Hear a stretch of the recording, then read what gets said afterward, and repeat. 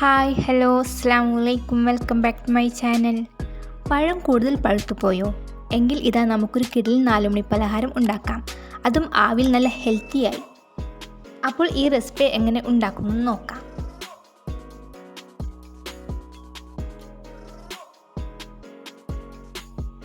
ഇവിടെ ഞാൻ 3 നേന്ത്രപ്പഴം എടുത്തിട്ടുണ്ട്.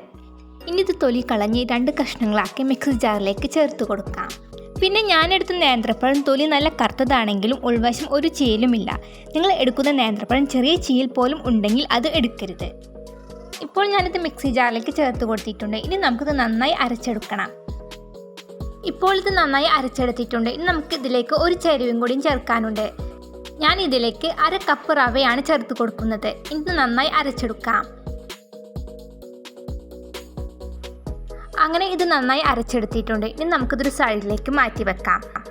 അടുത്തതായി ഇതിലേക്കുള്ള ഫില്ലിംഗ് റെഡിയാക്കിയെടുക്കണം. അതിനുവേണ്ടി ഒരു പാൻ ചൂടാകാൻ വെച്ചിട്ടുണ്ട്. പാൻ ചൂടായി വരുമ്പോൾ ഇതിലേക്ക് 1/2 ടേബിൾ സ്പൂൺ അളവിൽ നെയ്യ് ചേർത്ത് കൊടുക്കാം. ഇപ്പോൾ ഞാൻ മീഡിയം ഫ്ലെയിമിൽ വെച്ചിട്ടുണ്ട്. ഇനി നെയ്യ് ചൂടായതിനു ശേഷം ഇതിലേക്ക് 1/2 കപ്പ് അളവിൽ നാളികേരം ചേർത്ത് കൊടുക്കാം. എന്നിട്ട് നന്നായി റോസ്റ്റ് ചെയ്തെടുക്കണം.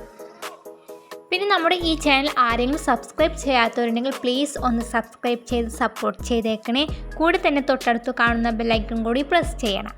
ഇപ്പോൾ നാളികേരം ഗോൾഡൻ ബ്രൗൺ കളറായി വന്നിട്ടുണ്ട്. ഇനി ഇത് വശങ്ങളിലേക്ക് നീക്കി വെക്കാം. എന്നിട്ട് ഇതിലേക്ക് ചെറിയ കഷ്ണമാക്കിയ കശുവണ്ടിപ്പരിപ്പ്, കറുത്ത എള്ള്, പിന്നെ വെളുത്ത എള്ള്, ഉണക്കമുതിരയും ചേർത്ത് ഇളക്കി കൊടുക്കാം. പിന്നെ ഇത് 4 തന്നെ ചേർക്കണമെന്നില്ല, ഇതൊക്കെ ഓപ്ഷണലാണ്.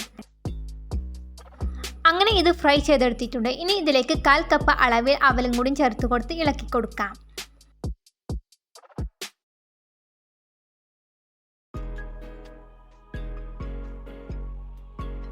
അങ്ങനെ അവലും ഫ്രൈ ആയി വന്നിട്ടുണ്ട്. ഇനി ഇതിലേക്ക് ശർക്കരപ്പാനി ചേർത്ത് കൊടുത്ത് നന്നായി ഇളക്കി കൊടുക്കാം. അതിനുശേഷം ഇതിലേക്ക് 1/2 ടീസ്പൂൺ ഏലക്കായ്പ്പൊടിയും കൂടി ചേർത്ത് കൊടുക്കാം. ഇപ്പോൾ ചേരുവകളെല്ലാം ഫ്രൈ ആയിട്ടുണ്ട്. ഇനി നമുക്ക് ഫ്ലെയിം ഓഫ് ചെയ്യാം.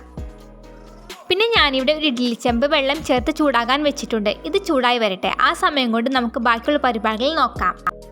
ഇപ്പോൾ ഞാനിവിടെ ഒരു ഇഡ്ഡലി പാത്രം എടുത്തിട്ടുണ്ട്. ഇതിൽ നമുക്ക് നെയ്യ് തടവിയെടുക്കാം.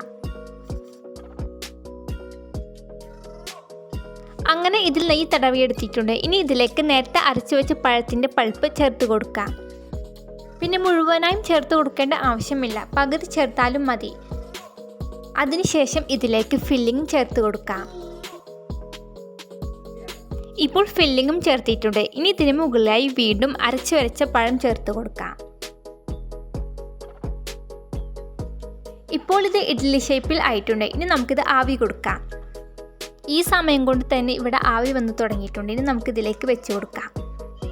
പിന്നെ കുറച്ച് ഫില്ലിംഗ് ബാക്കി വന്നിട്ടുണ്ടായിരുന്നു. അപ്പോൾ ഞാൻ ഇതിൻ്റെ മുകളിലായി വിതറി കൊടുക്കുന്നുണ്ട്. ഇനി ഇതിലേക്ക് 2ാമത്തെ തട്ട് വെച്ചതിന് ശേഷം മൂടി വെച്ച് ആവി കൊടുക്കാം.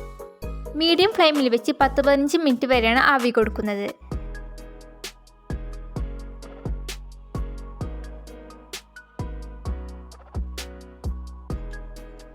ഇപ്പോൾ 10-15 മിനിറ്റ് കഴിഞ്ഞിട്ടുണ്ട്. ഇനി നമുക്ക് മൂടി തുറന്ന് നോക്കാം.